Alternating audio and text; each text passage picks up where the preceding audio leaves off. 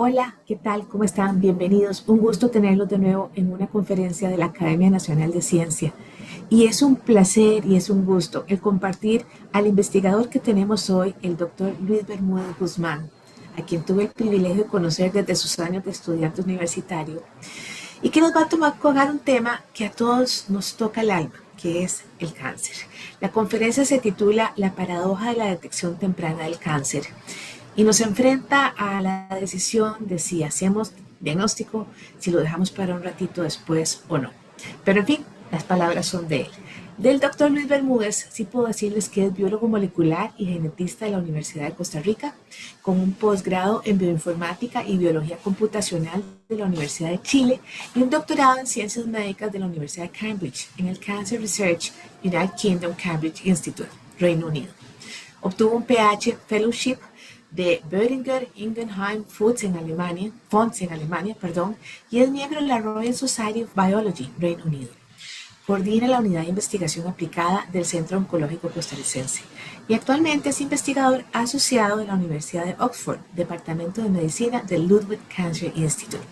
Y realmente es un privilegio y un honor contar con el conocimiento de Luis, quien ha avanzado montones en lo que es este tema tan apasionante como es el cáncer y las diversas aristas que posee. Así es que, sin más que hablar, los dejo con el conocimiento y con Luis, y le agradezco montones el tiempo que está compartiendo con nosotros y sobre todo el que comparte su conocimiento con esta su tierra. Bienvenido, Luis.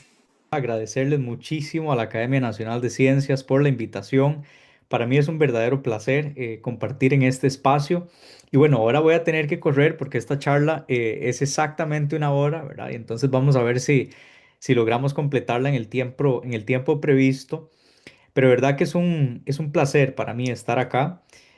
Yo me imagino que ya se debe ver la pantalla, entonces nada más voy a esperar a que termine de compartir la pantalla completa. Pero bueno, en el entretanto, tal vez empezar contándoles por qué esta charla y por qué me interesa mucho el tema de la detección temprana de cáncer y por qué estamos hoy aquí y qué espero yo que podamos aprender y compartir. Bueno, el cáncer es un problema muy heterogéneo, ¿verdad? Y ahora lo vamos a ver. El cáncer no es solo una enfermedad, son muchas enfermedades distintas. Es un término que llamamos sombrilla. Incluso cuando hablamos de, por ejemplo, cáncer de pulmón, estamos hablando de muchas enfermedades distintas. Entonces, digamos que para conveniencia, a la enfermedad le llamamos cáncer, pero ciertamente estamos hablando de enfermedades muy distintas. Es absolutamente cierto que la mejor alternativa o la mejor forma de trabajar contra el cáncer es fomentar la prevención. Sabemos que por lo menos el 50% de todos los tipos de cáncer tienen que ver con factores prevenibles. Ahora, no todos los cánceres son prevenibles. Entonces, claramente, el siguiente paso, pues, es optar por la detección temprana. No en todos los tipos de cáncer podemos, vamos a ver qué pasó ahí con el PowerPoint. No en todos los tipos de cáncer podemos optar por detección temprana. Entonces, en algunos en los que sí hay una evidencia sólida, tenemos que entender qué es lo que cuenta como justamente evidencia de que una intervención tipo screening, una intervención tipo tamizaje, ciertamente es beneficiosa. Porque siempre que hablamos de screening, tenemos que tener en consideración los potenciales efectos adversos. Entonces, bueno, vamos a ver si esto eh, ya quiere funcionar. Bueno, lo primero es que varios de los ejes temáticos que voy a cubrir son artículos que están en revisión o que ya han sido aceptados. Por ejemplo, les puedo comentar que ya este artículo de Signal to Care Gap in Multi-Cancer Early Detection ya ha sido aprobado o aceptado en JAMA Internal Medicine. Algunos otros ya más bien hay que actualizar que se fueron para otras revistas. Entonces, bueno, el punto es que dentro del el Centro Oncológico Costarricense yo coordino la unidad de prevención y diagnóstico temprano y ahí estoy trabajando bastante duro y en colaboración también con profesionales impecables como el doctor Warner Alpiza para escribir un poco sobre este tema. Entonces, cuatro de los grandes ejes diagnósticos son los que nos van a permitir el delivery de esta charla. Yo les mencionaba que el tema del cáncer es complejo porque es un tema, es un término sombrilla. Realmente no estamos hablando de una enfermedad, sino de muchas enfermedades.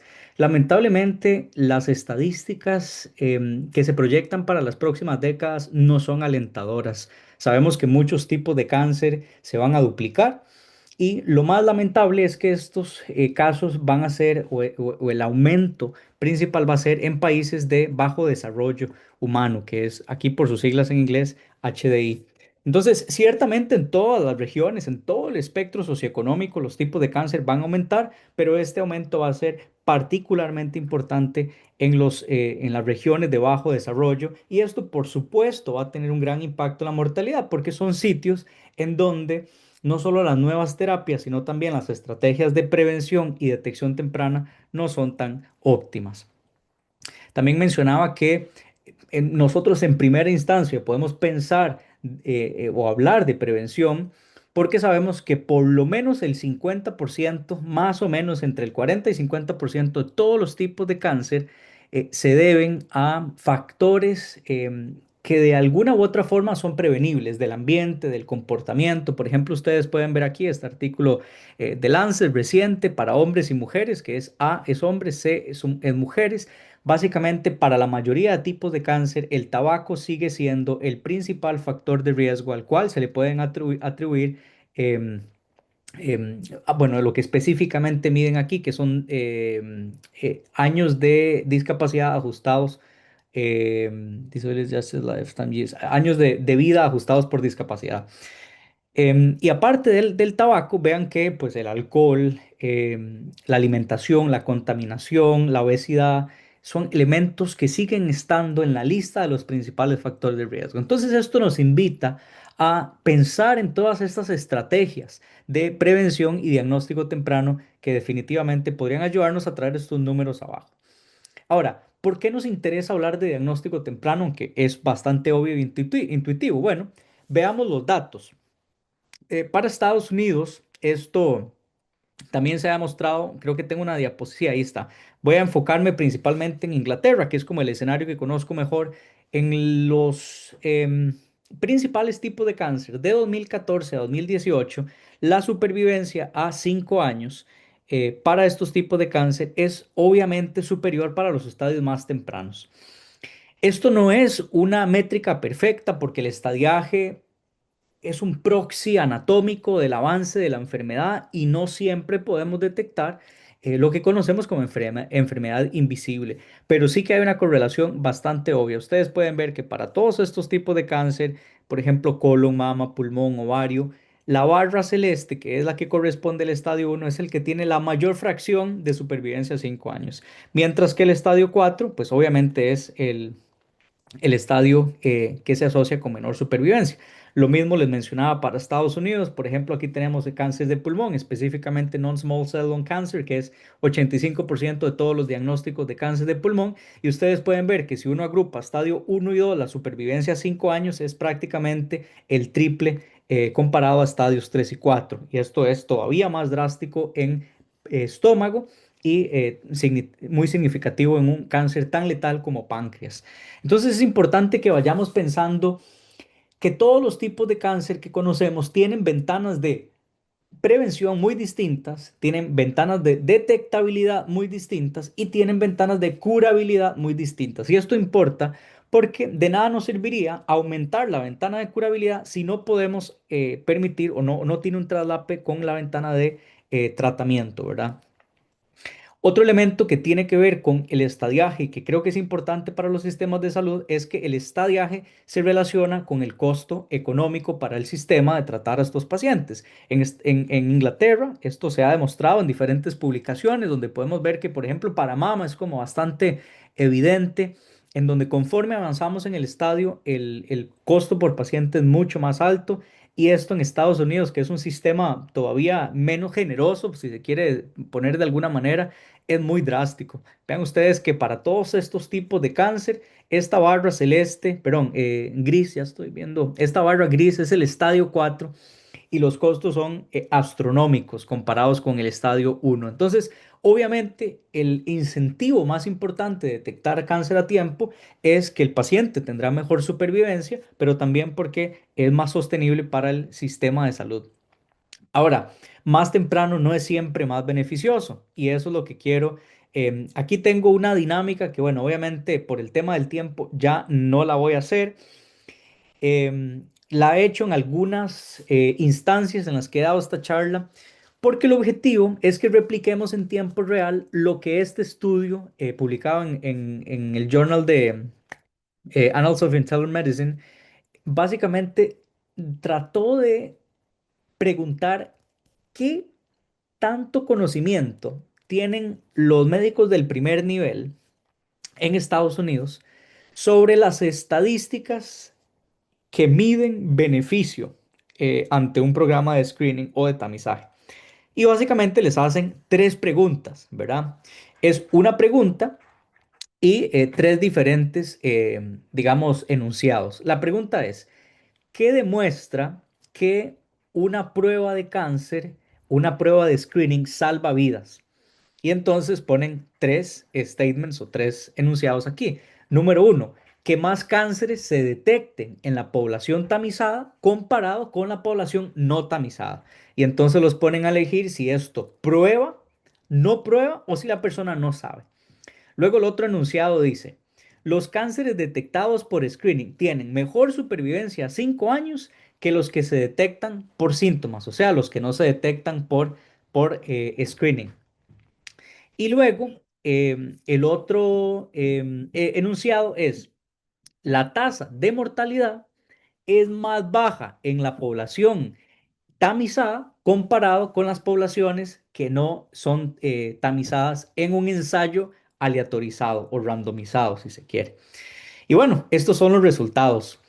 En el primer enunciado, más o menos la mitad de todos estos médicos, que eran más o menos 297, en el 2010 y 115 en el 2011. Más o menos la mitad pensó o contestó que el hecho de que una prueba de tamizaje demuestre que puede detectar más casos de cáncer no prueba que salva vidas, ¿verdad? Estuvo como muy dividido, ¿verdad? El 47% dijo que sí. Luego, en la otra pregunta, en el otro statement, en el enunciado que decía que los cánceres detectados por tamizaje tenían mejor supervivencia a 5 años, aquí sí es donde todo el mundo se resbaló, ¿verdad? 76% dijo, claro, esto prueba que el cáncer definitivamente, o la prueba de screening definitivamente es beneficiosa y salva vidas. Y la mayoría contestó que la prueba que determine que la tasa de mortalidad disminuye en las personas tamizadas en un ensayo randomizado prueba que salva vidas. Básicamente, en dos platos, estas personas pensaban que las tres cosas eran no equivalentes, porque vemos que hay porcentajes distintos, pero que casi que todas podían probar que una prueba salva vidas. Y en realidad, la única forma contundente de demostrar que una prueba de tamizaje o de screening salva vidas es en un ensayo aleatorizado en donde se demuestre a un seguimiento muy largo, ¿verdad? Normalmente esos ensayos llevan 5 más años, por lo menos una década, que es lo que normalmente solemos ver en los ensayos del New England. Solamente un ensayo aleatorizado con un seguimiento largo en donde se demuestre reducción de mortalidad específica por cáncer, solamente en ese escenario es que se puede demostrar que esa prueba salva vidas. ¿Por qué? Porque resulta que en algunos escenarios una prueba puede aumentar los casos de cáncer que yo estoy encontrando, o sea, la incidencia, porque claro, como dice uno popularmente, el que busca encuentra. Pero no porque yo encuentre más casos de cáncer quiere decir que esté salvando más vidas. Y eso tiene que ver con el segundo enunciado. ¿Por qué? Porque en algunos escenarios yo lo que voy a hacer es que como detecté ese cáncer por screening y no por síntomas, yo estoy corriendo la fecha de diagnóstico, la estoy moviendo, pero en realidad no estoy cambiando la mortalidad. Y esto se conoce como lead time bias y length time bias. Y de esto voy a hablar un poquito más adelante. Y bueno, aquí ponen otro ejercicio en donde los ponen a decir, bueno, o los ponen a elegir qué test recomendarían a sus pacientes. Y ponen un caso en donde les dan mortalidad y otro caso en donde les dan supervivencia 5 años. En el caso de la mortalidad, lo que vemos es que los pacientes que se diagnostican por screening tienen una tasa de mortalidad de 1,6 muertes por cada 1.000 personas, mientras que los que no son tamizados, 2 muertes por cada 1.000 personas. Y vean qué números más brillantes en la supervivencia a 5 años. Los pacientes que se diagnostican por screening tienen una supervivencia a 5 años. El 99% de esos pacientes diagnosticados por screening sobreviven a 5 años versus un 68% de los que no se diagnosticaron por screening, sino por síntomas. Entonces, claro, la mayoría de los médicos eh, se fueron por el caso 2, pero de nuevo, no necesariamente porque una prueba aumente la supervivencia 5 años, quiere decir que esté salvando vidas. Y esto puede sonarle contraintuitivo a más de una persona y espero que quede muy claro en las diapositivas que vienen a continuación. De hecho, este es un JAMA Internal Medicine reciente en donde hacen un metaanálisis de ensayos clínicos, o sea, están usando el gold standard, ¿verdad? Para demostrar si hay beneficio de screening y están usando mamografía, están usando la prueba de sangre oculta en heces, están usando sigmoidoscopía, colonoscopía, antígeno prostático y low dose CT scan para cáncer de pulmón. Y aquí nos enfrentamos a una de las realidades más duras de la epidemiología del cáncer. Y es que lo que nos demuestran es que el beneficio del screening es modesto. Vemos que lo que aquí están midiendo es tiempo de vida ganado gracias al screening. Y ese tiempo de vida ganado es muy modesto. ¿Por qué? Puede pasar, puede pasar que estemos aumentando o mejorando la supervivencia de esos pacientes, incluso estemos reduciendo la mortalidad cáncer específica, pero no estemos reduciendo la mortalidad por todas las causas. Por ejemplo, un paciente puede que ahora ya no se muera de cáncer porque le detectamos ese cáncer a tiempo y se le ha hecho una intervención, pero tendrá una complicación asociada a la cirugía o tendrá una complicación asociada al tratamiento que lo llevará a la muerte. Entonces esa intervención de screening realmente no terminó por darle más años de vida, aunque se pueda demostrar que disminuye la mortalidad cáncer específica. Entonces, si en las estrategias más sólidas y contundentes, como es la mamografía, la colonoscopía, el beneficio es modesto, con mucha más razón tenemos que tener mucho cuidado cuando evaluemos nuevas estrategias de diagnóstico y detección temprana, sobre todo si no hay ensayos aleatorizados con seguimientos largos.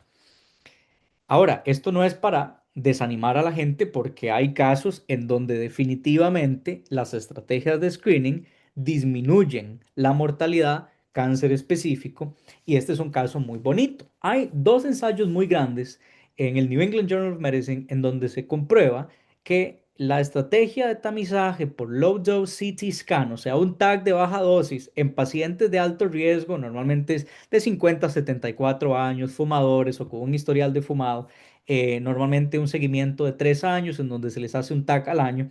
Lo que demuestra este estudio, hay uno en Estados Unidos, este estoy usando el estudio que se hizo, perdón, en Países Bajos y Bélgica.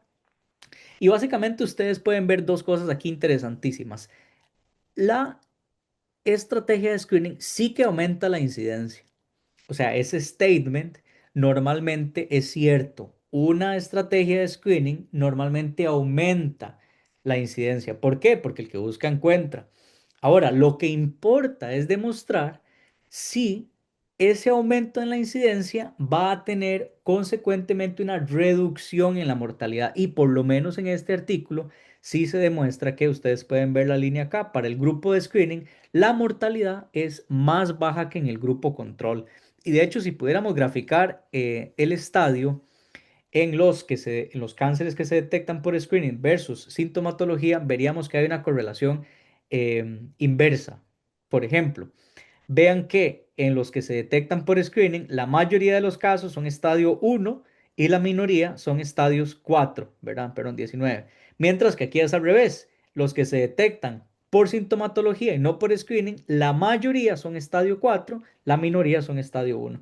Entonces, hay que tener mucho cuidado con usar proxies, ¿verdad? Que normalmente uno esperaría que se correlacionen con reducción de mortalidad, pero hasta que no tengamos datos de reducción de mortalidad, no podemos creerlo. Y aquí tenemos los tres diferentes em, datos triangulados. Uno es incidencia, normalmente sí, una estrategia de screening aumenta la incidencia. Uno es disminuyen los estadios avanzados, pero el más importante es demostrar reducción de mortalidad. Y esto es un poco de lo que les mencionaba. Este es otro JAMA Internal Medicine muy reciente que demuestra que aunque haya reducción de la mortalidad específica por cáncer, por ejemplo, en este ensayo de, más de 13 años de seguimiento con screen de antígeno prostático, vean que los pacientes que están en el grupo del screening reduce la mortalidad un 17%, pero cuando se analiza la mortalidad por todas las causas, ya no cáncer específico, básicamente no hay diferencia. Lo mismo en cáncer colorectal. Este es un seguimiento larguísimo de 30 años en un grupo de Minnesota, en donde básicamente se hace un ensayo, obviamente es un ensayo aleatorizado de FIT, ¿verdad? Esto es una prueba de sangre oculta en heces y vean que la reducción de la mortalidad es significativa. De nuevo, no son números mágicos, ¿verdad? Ustedes pueden ver que incluso en próstata es un 17%, en colorectal puede ir del 20 al 30%.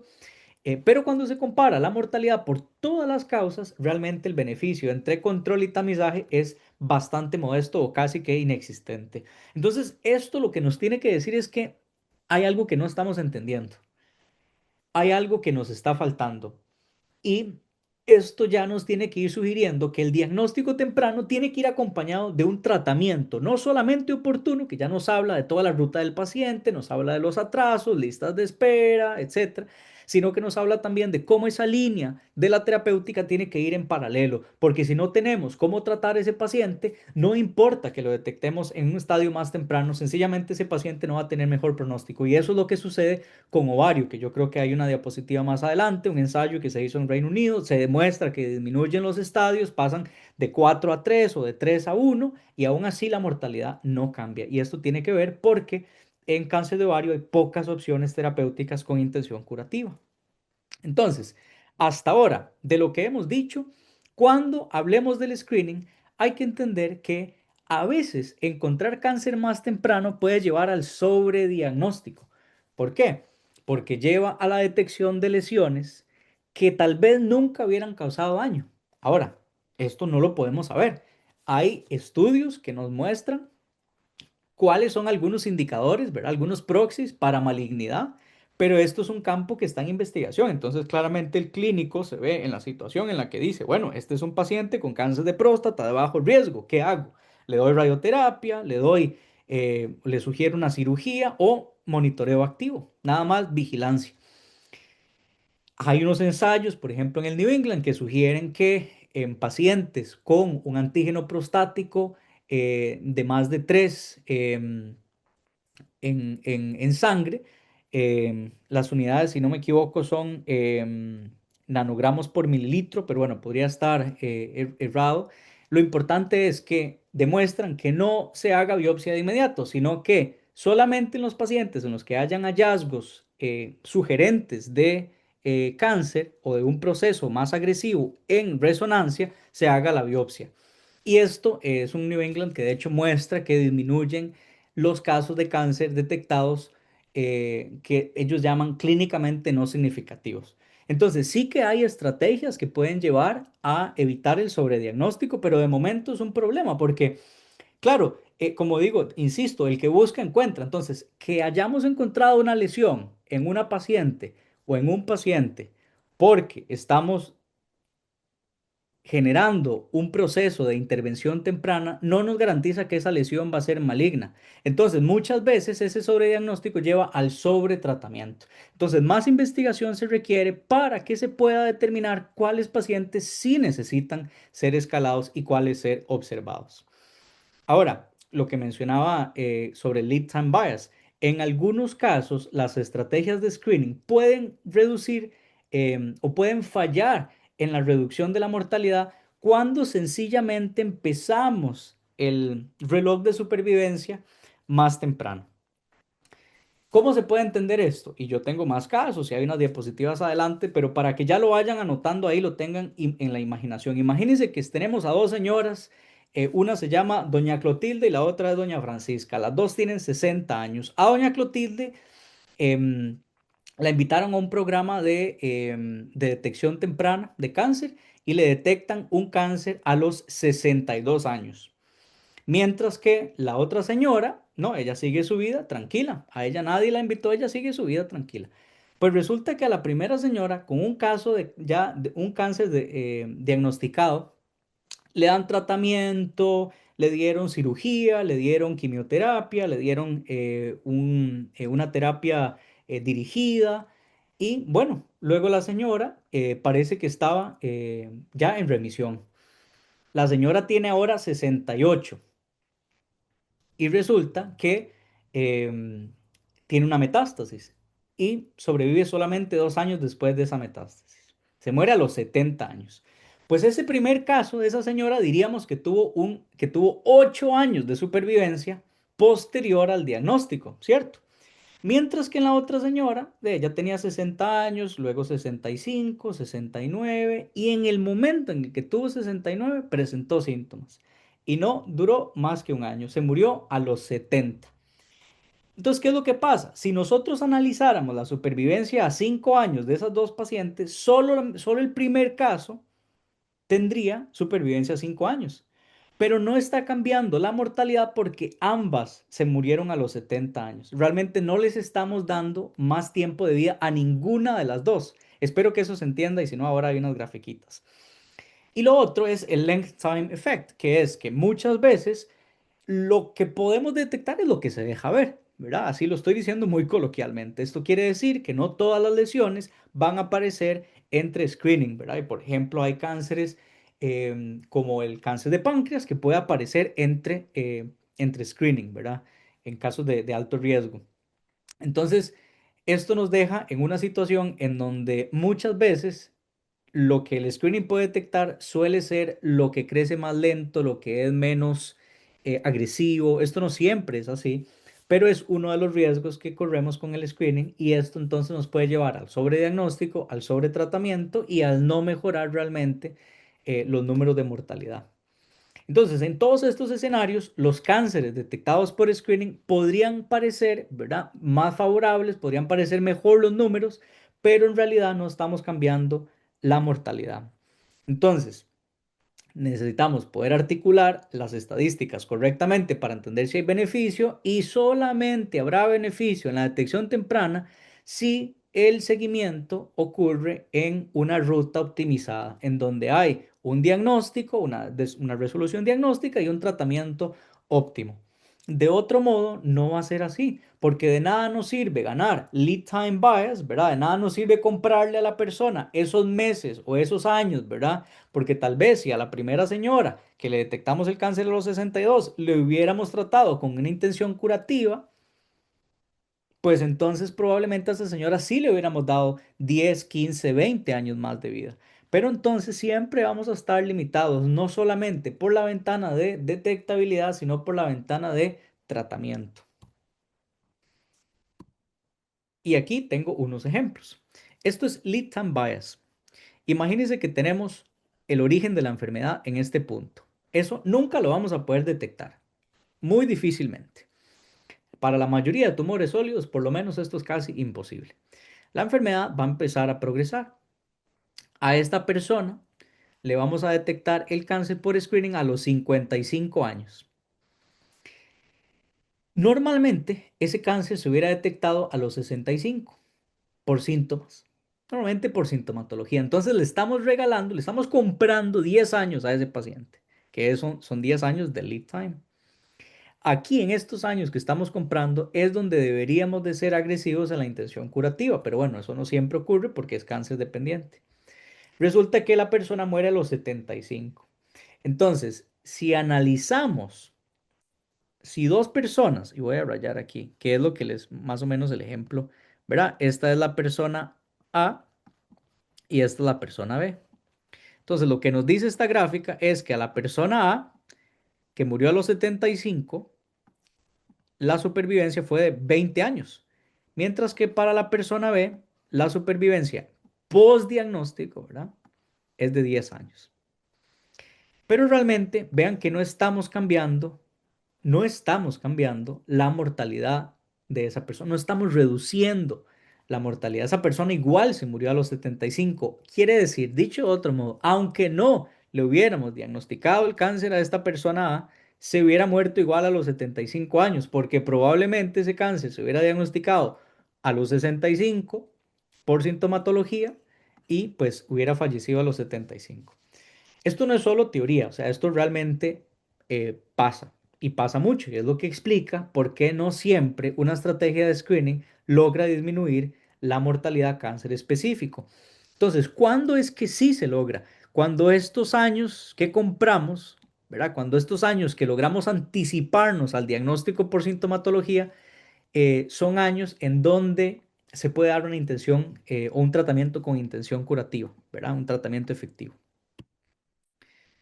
Entonces, el lead time bias se presenta cuando la tasa de mortalidad es la misma entre los pacientes que se tamizan y los que no se tamizan, aunque aumente la tasa de supervivencia a 5 años o 10 años. ¿Por qué? Lo estamos viendo aquí. El paciente A en teoría vive 20 años postdiagnóstico y el paciente B solo 10 años, pero ambos mueren a la misma edad. Entonces a ninguno le estamos comprando más años de vida. Ahora, em, bueno, esto es un poco de lead time bias. Les voy a mostrar datos de la vida real. Esto es, y vamos a fijarnos solo en la imagencita de la derecha. Esto es una curva de supervivencia. Estamos hablando de diagnóstico de cáncer de mama, mujeres detectadas por sintomatología y por screening. ¿Y qué es lo primero que se ve acá? Que es sumamente evidente. Las mujeres que se detectan por síntomas, que es esta línea de acá, tienen la peor supervivencia, mientras que las mujeres que se detectan por screening tienen mucha mejor supervivencia. Es decir, claro, estamos agarrando el cáncer a tiempo. Pero vean que cuando se corrige por lead time bias, la supervivencia cae.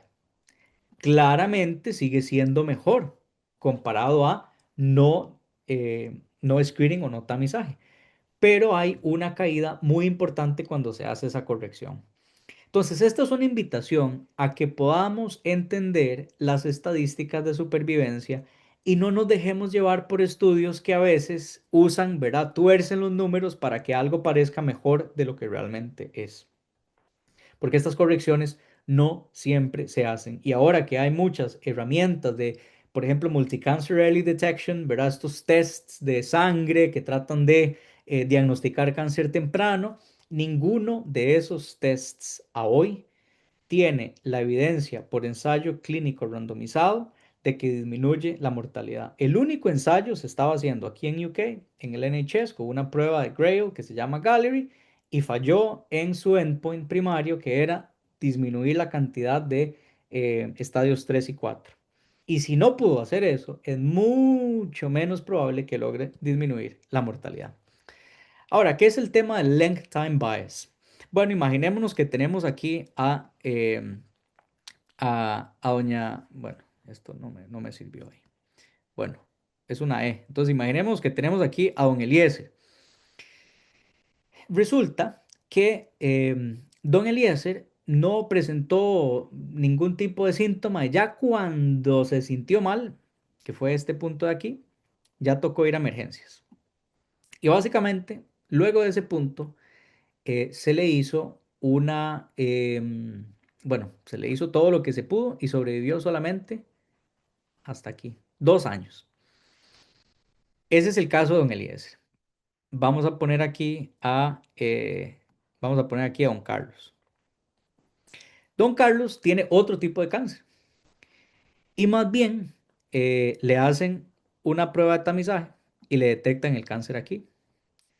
Y resulta que don Carlos vive 10 años. Y entonces nosotros podríamos decir, vea, es que A don Eliezer, prácticamente solamente vivió 2 años. Tal vez si le hubiéramos detectado el cáncer a tiempo. Porque vea que a don Carlos se le detectó el cáncer aquí y vivió 10 años. ¿Qué es lo que pasa?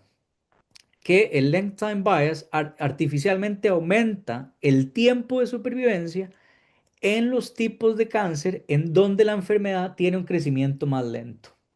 Entonces, lo que decía antes, esta enfermedad la detectamos por screening porque se deja ver, pero si no, no la detectaríamos. ¿Qué es lo que pasa con el caso de don Carlos? Esa lesión se dejó ver aquí. Es un tipo de cáncer, por ejemplo, próstata, en donde podemos, como crece tan lento, como no tiene efectos drásticos en la salud, normalmente la mayoría de los hombres, pues sencillamente en algún buen día, tacto rectal, antígeno prostático y parecía que sí, que tenía una lesión y bueno, vivió 10 años. Mientras que el caso de don Eliezer fue un caso de, podemos decir, una ictericia, tenía vómitos, tenía dolor abdominal, tenía una pérdida de peso inexplicable y fue a emergencias y básicamente sobrevivió poco tiempo. ¿Por qué? Porque tenía un cáncer de páncreas. ¿Cuál es la diferencia ahí? La biología hace que este tumor, por ejemplo, cáncer de páncreas, no se deje ver, si se quiere usar el mismo término coloquial. Es un cáncer que puede ser mucho más agresivo, es un cáncer en cual la ventana de detectabilidad es más cortita y entonces es un tipo de cáncer que por screening normalmente no podemos detectar. No solo porque no tenemos las herramientas diagnósticas correctas, sino porque no se deja ver, no se va a dejar ver como si una lesioncita de mama o una lesioncita de próstata. Entonces, ¿cuándo está presente el length time bias? El length time bias está presente cuando la mortalidad de los pacientes por screening y no screening es la misma. Y los que se diagnostican por screening tenían lesiones más benignas o de un crecimiento mucho más lento. Entonces ahí es donde nosotros podríamos decir, claro, pero es que esta prueba diagnóstica está detectando más cánceres en estadios tempranos. ¿Cómo sabemos que eso es el estadio temprano de un cáncer agresivo y no más bien sencillamente una lesión indolente, una lesión que no iba a dar problemas? Espero que se entienda la diferencia. Entonces, ahí entramos al problema justamente del sobrediagnóstico. Empezar a detectar lesiones solamente porque se dejan ver, que es lo que nos muestra esta gráfica de aquí. Los procesos, esto es tiempo en el eje X, Y es carga tumoral, tamaño del tumor. Ustedes pueden ver que si es una enfermedad que no progresa, pues básicamente la vamos a ver en el tiempo, en el mismo tamaño y de ahí se va a dejar ver la lesión, o si crece muy lentamente y tenemos una buena forma por imágenes o algún tipo de manera de detectarlo, pues tenemos una ventana amplísima para detectarlo, ¿verdad? Porque es aquí donde empieza el screening. ¿Qué es lo que pasa? Cuando hay lesiones de crecimiento muy rápido, o cuando hay lesiones que sencillamente no van a dar síntomas, o cuando hay lesiones que no se dejan ver, no podemos detectar por imágenes, o no podemos detectar por algún tipo de marcador humoral, pues sencillamente estas lesiones van a escaparse del beneficio del screening. Entonces el screening normalmente tiende al sobrediagnóstico y al length time bias cuando captura tipos de cáncer que tienen crecimientos más lentos o que son lesiones más indolentes. Les voy a dar, creo que son tres casos. Uno es el caso de cáncer de tiroides, que bueno, sé que en Costa Rica pasa muchísimo. Que podamos detectar algo no quiere decir que tengamos que tratarlo. El cáncer de tiroides es un ejemplo de esto. Vean que en Corea, antitos del 2000, se implementó el screening de tiroides por ultrasonido. Y ustedes pueden ver cómo la incidencia aumentó enormemente, casi que de forma exponencial. Pero vean cómo la tasa de mortalidad se mantuvo constante.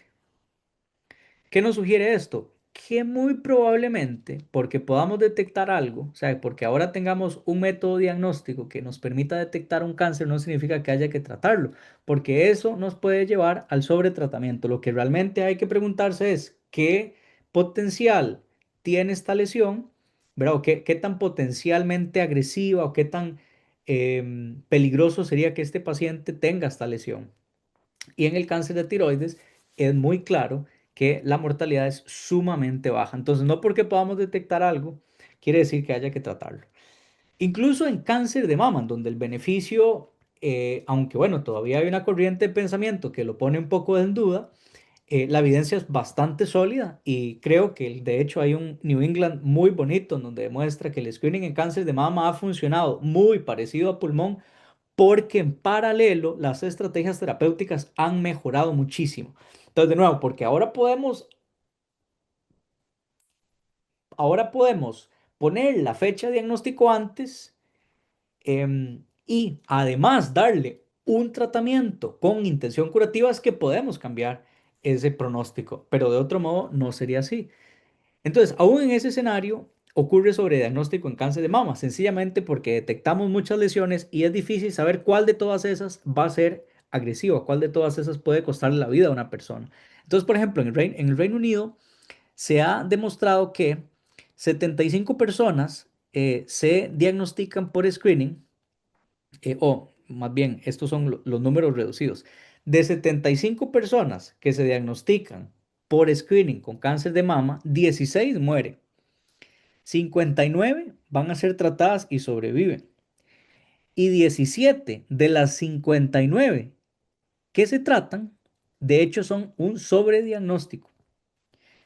Quiere decir, son lesiones que nunca hubieran causado un daño. Y quizá esa persona se le hizo pasar por un proceso, obviamente, de ansiedad, de estrés, un proceso de cirugía, un proceso de, em, obviamente, incapacidad laboral, etcétera. Cuando en teoría 17 de 59 no tenían que haberse tratado. Se consideran un sobrediagnóstico, es decir, sí tienen una lesión, pero es una lesión que nunca hubiera causado un problema que atentara contra su vida. Lo mismo se ha demostrado en próstata. De 88 hombres que se diagnostican por antígeno prostático, 7 van a morir de cáncer de próstata, 81 se van a tratar y van a sobrevivir, y de los 81 que se tratan, se considera que 20 son sobrediagnósticos. Entonces, mucho de la investigación que tenemos que hacer, sobre todo en estos cánceres de crecimiento más lento como mama y próstata, es poder identificar cuáles de las lesiones que se diagnostican realmente son las que se deben escalar en tratamiento y cuáles no.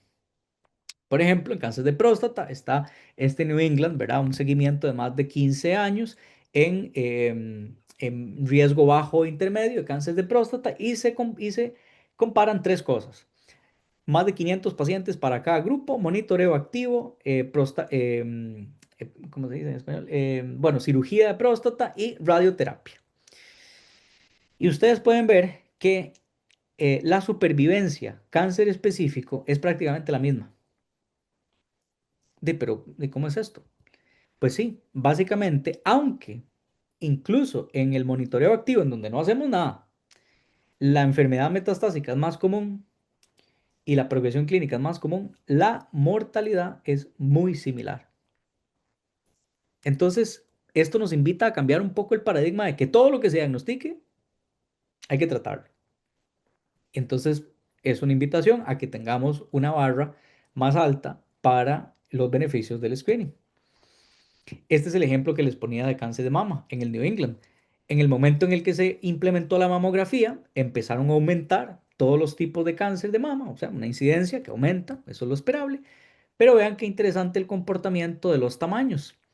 Los tamaños más grandes, más de 5 centímetros, empiezan a disminuir, y los tamaños de 1 a 1,9 centímetros empiezan a aumentar. Entonces, y esto es lo que nos muestra esta gráfica. O sea, cada vez empezamos a detectar lesiones más pequeñitas y las lesiones más grandes empiezan a disminuir. Y eso es muy bueno, por supuesto, pero también puede llevar al tema del sobrediagnóstico. De hecho, lo que los autores concluyen en este estudio es que no fue el screening lo que salvó la vida per se, sino fue el hecho de que el screening compró el tiempo para que las terapias que se desarrollaron de los 70 al 2000 hicieran su efecto. Entonces, básicamente, lo que estos autores demuestran es que 2/3 de el beneficio que tienen los pacientes con cáncer de mama por screening en realidad se debe a las mejoras en el manejo terapéutico. Y esto nos invita a pensar que entonces todo manejo de detección temprana, de screening, tiene que ir acompañado primero de un sistema que aguante esa carga, Y segundo, de estrategias terapéuticas que sean efectivas. Bueno, yo sé que con el tiempo ya nos vamos poniendo nerviosos porque se nos está acabando el tiempo. Entonces voy a tratar de terminar en algún momento en las próximas diapositivas. Sí quiero mencionarles otro elemento que es muy importante cuando consideramos el screening. Recuerden que por eso es que la charla se llama la paradoja de la detección temprana. ¿Por qué? Porque existe esta idea muy intuitiva de que la detección temprana, pues obviamente va a ser beneficiosa. Y ahí hay un asterisco, un pie de página que dice sí, pero no siempre. Uno de esas situaciones, de esos efectos que puede ocurrir con el screening es lo que se conoce como el efecto de Wills-Rogers o la migración de estadios. Normalmente por screening o porque mejoran las estrategias de diagnóstico, lo que tal vez antes era un estadio 3 ahora es un estadio 4. ¿Cómo es esto? Bueno, antes quizá sin PET-CT, ese paciente se hubiera diagnosticado como un estadio 3 aunque ya tenía enfermedad micrometastásica, qué sé yo, en pulmón, en hígado, en cerebro. Entonces se trató como un estadio 3 porque el estadio determina el algoritmo terapéutico. Y ese paciente, pues obviamente no le fue muy bien porque ya tenía enfermedad micrometastásica. Pero se introduce el PET-CT y entonces ahora ese paciente en realidad es un estadio 4. Entonces lo que va a hacer esa migración es que ahora los estadios 3 les va mejor porque ya no van a ver los casos de enfermedad micrometastásica y a los estadios 4 les va mejor porque ahora digamos que se diluye un poquito el efecto, ¿verdad? Por estos nuevos casos que antes eran estadios 3 pero que ahora se ponen en estadio 4 porque se sabe que tienen enfermedad micrometastásica gracias a PCT, por ejemplo. Y esto es lo que demuestra em, esta publicación en cáncer de pulmón.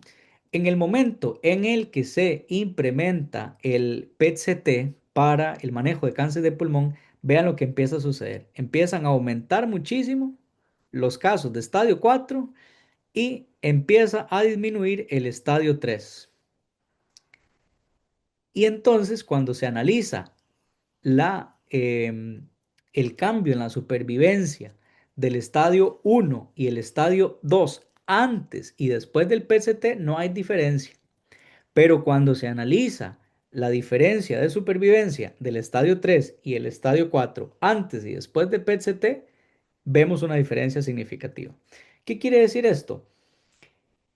Que no es que realmente estemos mejorando el pronóstico de estos pacientes, es que ahora los estamos reclasificando. Entonces, lo que antes era un estadio 3 ahora es 4 y eso mejora la supervivencia de todos los estadios 3 porque ya no van a tener esos casos de enfermedad micrometastásica, por ejemplo, y mejora los estadios 4 porque en promedio ahora tienen un montón de casos más que obviamente no tienen ese montón de oligometástasis de tamaño enorme, ¿verdad? Que va a generar una mortalidad bajísima en esos pacientes. Entonces, básicamente, diluyen el efecto estos que pasan de estadio 3 a 4 con una enfermedad micrometastásica. Entonces, estas son consideraciones de manejo clínico que pasan por la estadística y que son claves para la toma de decisiones para saber si realmente una prueba mejora o no la supervivencia de los pacientes. Vean que cuando analizan PET-CT sí o no, ¿verdad? En los pacientes, incluso ya no cuando se compara antes de la PET-CT, después de la PET-CT, no, no, a hoy, si se les maneja con PET-CT o no, estadio 1 y 2 no cambia la supervivencia, pero el estadio 3 y 4, si se usa PET-CT, la supervivencia es mejor. O sea, estamos sobreestimando la supervivencia y el beneficio del screening solamente porque ahora estamos reclasificando a los pacientes. Y esto nos habla un poquito de las dificultades que tiene el tema del estadiaje en la clasificación clínica de los pacientes. ¿Por qué? Vean, estos cánceres de mama. El estadio 3 tiene clarísimamente una mejor supervivencia que el estadio 4. Pero vea lo que pasa si empezamos a subclasificar a los pacientes por estadio 3A, 3B, 3C, 4A, B, C, que bueno, esto es cáncer de mama, pero en la mayoría de tipos de cáncer tiene que ver con ok, ¿cuántos nódulos linfáticos ha invadido? ¿O cuál es el tamaño o la extensión en la que hay de invasión regional o de invasión sistémica? Y ustedes pueden ver que la supervivencia de un 4A es prácticamente la misma que de un 3A. Esto nos quiere decir que no necesariamente cuando una prueba demuestra que se detectan más o menos estadios 4 o 3, o esto no quiere decir que esto es un proxy de mortalidad inmediatamente, porque el estadio, de nuevo, es una métrica imperfecta. Es una métrica que ayuda muchísimo a los clínicos a poder guiar, obviamente, el diagnóstico y el tratamiento, sobre todo, el manejo, el monitoreo, pero no debería de ser el endpoint que uno quiere para estos ensayos que evalúan el beneficio del screening. ¿Por qué? Porque resulta que si yo digo, yo estoy disminuyendo el número de todos los estadios 4, bueno, es que resulta que en realidad el estadio 4A de por sí ya tiene la misma supervivencia que el estadio 3A. O por ejemplo, vean que el estadio 3C tiene peor supervivencia que el 4E. Entonces, esto es nada más para que nos quede claro que cuando se usa estadiaje, siempre corremos el riesgo de que los efectos del el Will Rogers effect o el state shift juegue o esté jugando un rol y tenemos que evaluar si eso es lo que está sucediendo o si es un beneficio real em, de la prueba de screening. Otro problema que tiene el pooling, esto es que decir, tenemos menos estadios 4, es que en realidad el estadio, de nuevo, insisto, es una forma, un proxy anatómico, ¿verdad? Para poder decir, sí, claro, estos pacientes tienen una enfermedad avanzada, una enfermedad metastásica, pero incluso vean que en cáncer de mama, el órgano en el que esté la metástasis determina la supervivencia. Entonces, una lesión a hueso normalmente tiene mejor supervivencia que una lesión a cerebro. Y esto entonces nos tiene que hacer pensar que, y esto es overall survival y esto es mortalidad cáncer específico.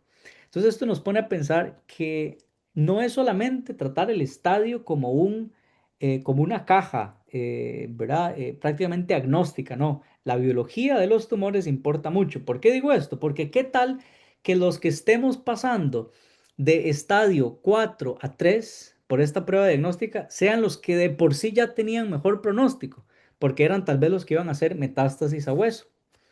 Y no estamos realmente cambiando el pronóstico de los estadios 4 o estamos dejando todavía los estadios 4 que realmente son los verdaderamente malos, los que hacen, por ejemplo, metástasis a cerebros. Entonces, cuando uno dice, reducimos estadio 4, en realidad hay que entender que el estadio como tal es un anatomic proxy, ¿verdad? Es un proxy anatómico, no es un proxy biológico necesariamente molecular.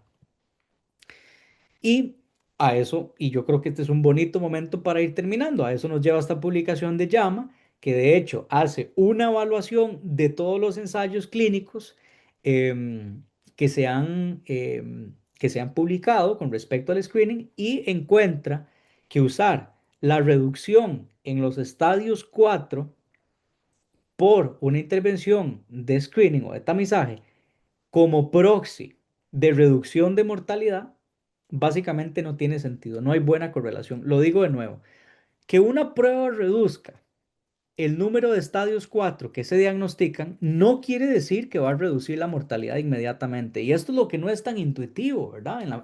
Eso es lo paradójico. Y de aquí esta charla. ¿Cómo es posible que en colorectal, por ejemplo, el hecho de que si hacemos toda una campaña de screening y logramos exitosamente disminuir los estadios 4, cómo es que esto al mismo tiempo no se correlaciona con una reducción en la mortalidad? Bueno, todavía no entendemos la biología completamente y el estadiaje, como decimos, es imperfecto. Realmente son pocos los casos, como por ejemplo pulmón, en donde la correlación es buena.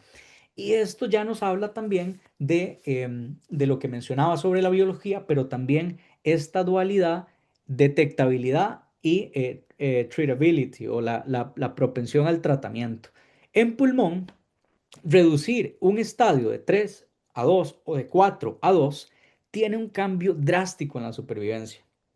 ¿Por qué? Porque hay mejores estrategias terapéuticas. En teoría en colo también, pero no en todos los tipos de cáncer sucede esto. Entonces, es importante que cuando analicemos ensayos que tengan que ver con detección temprana de cáncer, evaluemos los endpoints de manera correcta.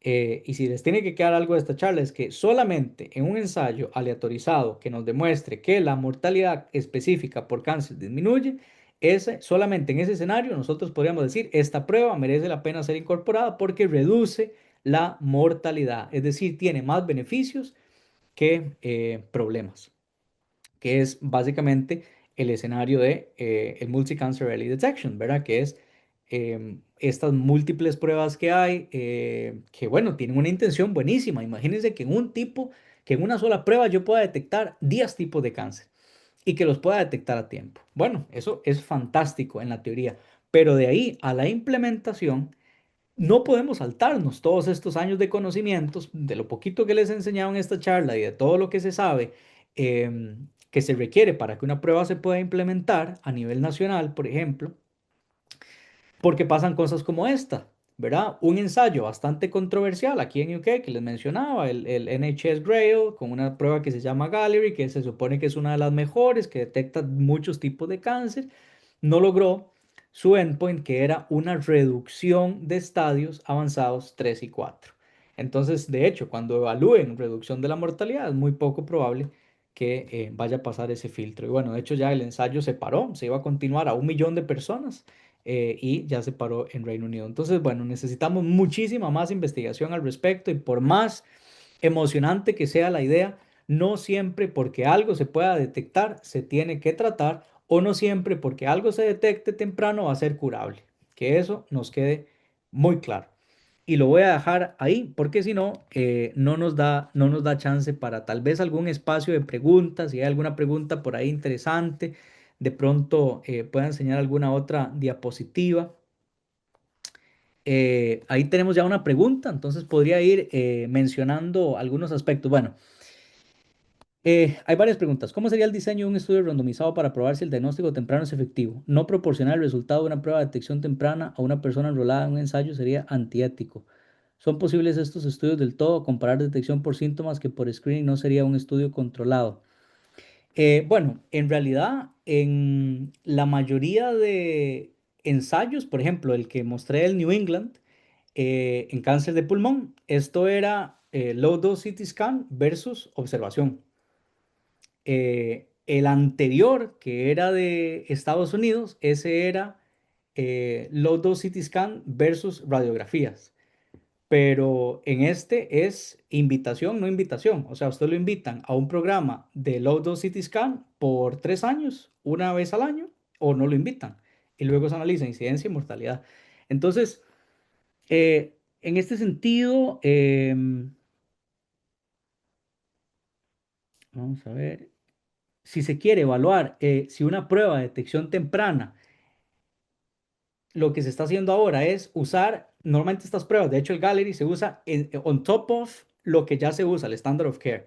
Entonces, por ejemplo, el ensayo NHS Grail estaba evaluando pacientes que estaban siendo manejados por el Standard of Care, o sea, que si es colonoscopía, colonoscopía, y la prueba on top of that. Y cuando se puso justamente la prueba on top of that, se demostró que no generaba una disminución en los estadios avanzados 3 y 4. El porcentaje de sobrediagnóstico para cáncer de crecimiento rápido es muy poco probable que los cánceres de crecimiento rápido tiendan al sobrediagnóstico. Y esto es porque justamente no ocurre el length time effect. Estos son cánceres que incluso en algunos tipos de cáncer se conocen como cánceres de intervalo. O sea, aunque haya una estrategia de diagnóstico en proceso, en marcha, aunque haya una estrategia de screening o de, por ejemplo, ultrasonidos, lo que sea, puede aparecer en ese periodo, en ese intervalo. Por ejemplo, hay varios estudios en cáncer de páncreas que demuestran que y esto para pacientes de alto riesgo, mutaciones en CDKN2A, por ejemplo, de un screening a otro, ya había una lesión que ya era metastásica. Entonces, eso tiene que ver en parte con la biología del tumor y la limitación de la estrategia de diagnóstico. Luego lo el length time bias, solo pueden compararse tipos de cánceres muy similares. Tipos de cáncer tan diferentes pueden compararse. Ese bias podría corregirse si el tamizaje se hace de forma más frecuente. Em, es que si el tamizaje se hiciera de forma más frecuente, esa sería la primera cosa que habría que evaluar. Si hacerlo más frecuente es costo beneficioso y si hacerlo más frecuente realmente disminuye la mortalidad. Entonces uno entra como en ese feedback, ¿verdad? Como en ese círculo vicioso en donde uno podría pensar, y pensar intuitivamente que hay que hacerlo más frecuente. Em, pero, de nuevo, y no lo presenté aquí, pero el ensayo que demuestra que esto no es así es el ensayo, ¿cuál es el nombre? Es un ensayo de cáncer de ovario, lo tengo que tener por aquí. Ajá, el UKCTOCS, puedo compartir pantalla rapidísimamente, que demostró que aunque se disminuya el estadio de 4 a 3 o de 3 a 2 o de 2 a 1, la mortalidad no cambió. ¿Y por qué es esto? Porque en cáncer de ovario no existen opciones terapéuticas con intención curativa en estadios más avanzados. E incluso en los estadios tempranos lo que el estudio muestra es que básicamente las ventanas de detectabilidad y treatability no están alineadas. Entonces, aunque usted pueda detectar algo en lo que parece a tiempo, al momento de tratarlo, eh, sí, lo que veo aquí, cáncer, por ejemplo, páncreas, ovario, el problema es este. El problema es que algo se detecte más temprano no garantiza que es curable. Y eso es lo que sucede en páncreas y eso es lo que sucede en ovario. En ovario, ¿verdad? Y es que no estoy compartiendo. Déjeme ver. Voy a compartir aquí. En ovario, lo que se demostró es que detectar más temprano no cambia la mortalidad. Este es el estudio. Este es el ensayo. Es un ensayo que se publicó en The Lancet Oncology, aquí el UK CTOCS. Básicamente lo que vemos aquí es la incidencia y aquí lo que vemos es la supervivencia general. Y básicamente vemos que aquí es apenas significativo, ¿verdad? Y cuando ya se hace una corrección, no es significativo. O sea, es bastante desesperante el saber que un tipo de cáncer con tanta mortalidad como ovario, no hay una correspondencia entre reducir el estadio y reducción de la mortalidad. Y en páncreas, en realidad sucede algo parecido. Y esto es porque la ventana de detectabilidad, aunque se amplíe, no corresponde muy bien con la ventana de treatability. O sea, todavía no hay opciones terapéuticas que cambien el curso de esos pacientes. Y lo otro es que se debe acoplar el screening con una estrategia diagnóstica definitiva terapéutica para tener, claro, esto es muy importante porque uno de los estudios demostró que bueno, por decir por culpa suena muy feo, pero por ese ensayo del NHS Gallery, por haber metido una carga adicional al sistema del NHS, otros pacientes empezaron a tener listas de espera más largas. Entonces hay que tener mucho cuidado cuando una prueba eh, que necesita un follow-up se implementa sin hacer estudios de costo-beneficio y de factibilidad, porque pueden pasar cosas como estas. Este es un estudio que se publicó y de hecho yo en el JAMA Internal Medicine, que ya está aceptado, hablo de este estudio, porque este es un estudio que hace un análisis en la clínica de Dana-Farber, hacen un análisis de em, qué pasa en los pacientes que tienen una prueba positiva. Y por ejemplo, se dan cuenta que incluso en los que tienen una prueba positiva con una cancer signal of origin, una señal que decía cáncer de tal, incluso en 4 de esos pacientes no se hizo un seguimiento adecuado, ya sea porque se le dijo, no, usted no tiene nada, o porque no se hicieron los estudios de imágenes correspondientes, sencillamente porque no hay una ruta, no hay un protocolo diagnóstico bien establecido. Y el otro problema es el tiempo que se dura de resolución. Em, en los pacientes, vean acá, resolución, en los pacientes que eran true positives, se resolvían en 2 semanas. Los falsos positivos duraban meses para poder resolverse. Y entonces existe esa incertidumbre. ¿Qué pasa cuando un paciente es positivo, se hace una prueba, ¿verdad? De imágenes, se hace un TAC, por ejemplo, y sale negativo? Se repite la prueba, cuánto, cada cuánto, existe todo un tema de ansiedad, entonces es importante evaluar, sí, es importante evaluar el costo o la carga downstream que tiene esto. Con lo que aparece por aquí sobre páncreas, lo del tamaño, sí hay, de hecho nosotros tenemos un articulito que también está ya en proceso de tirarse que compara hígado, páncreas y ovario. En páncreas, en teoría, el tamaño es un buen proxy, pero el problema del páncreas en realidad es que aunque usted lo detecte temprano, ya hizo metástasis. La mayoría de estudios demuestra que el 77% de los casos de páncreas que se diagnostican ya tienen metástasis, aunque sea, comillas, temprano, o aunque sea un tamaño tumoral pequeño. Ahí le puedo compartir los articulitos sobre esto. Eh, sí, ¿para cuáles hacer diagnóstico temprano? Bueno, para los que hay evidencia, evidencia sólida, randomizada, y que incluso a veces hasta es cuestionada. Por ejemplo, en cáncer de colon se supone que la evidencia es muy sólida. Acaba de salir un Lancet en UK donde demuestra que los años de vida ganados es prácticamente nulo. En pulmón es donde se tiene muy establecido que básicamente la reducción de cáncer específico es del 25-30%. Yo creo que en absolutamente todos los tipos de cáncer se debería hacer investigación para promover la detección temprana, pero eso tiene que ir muy articulado y ese es el problema. Muchos de estos ensayos no lo ven como un problema del sistema. Entonces, el sistema o el ecosistema en el que ese ensayo, esa prueba se integre, importa muchísimo. Y no es lo mismo un sistema como el de Estados Unidos a un sistema como el de Reino Unido, ¿verdad? Por ejemplo, que de hecho es más parecido al nuestro. Entonces, considerando la ventana terapéutica efectiva, y si nos fuéramos brevemente a una de las primeras publicaciones que mencioné, que es esta, el diagnóstico temprano se tiene que hacer en todos estos tipos de cáncer, mama, colon, próstata, pulmón, pero hay que entender que los beneficios son modestos y que entonces tiene que seguir mejorando la investigación para saber, para mejorar la ventana de detectabilidad, para poder determinar la malignidad de una lesión y obviamente para poder mejorar el treatability o la tratabilidad, si se quiere, de ese tipo de cáncer. Bueno, muchas gracias a Rodrigo Mora por las preguntas. No sé si hay más comentarios o preguntas.